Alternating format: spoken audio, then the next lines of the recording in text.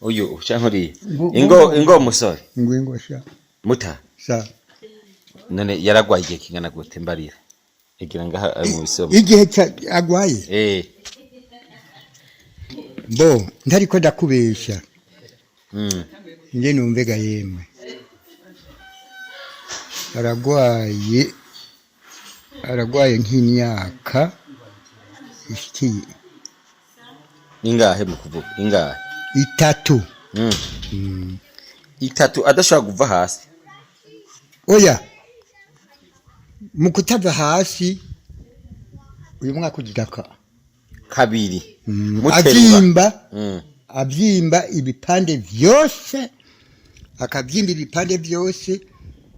nta na hamwe ntari bwaje mbe wabonye hariya ku maguru ko yamaze kuvyimbuka namaze kubibona gose wumve akanyamuneza jewe kanyishe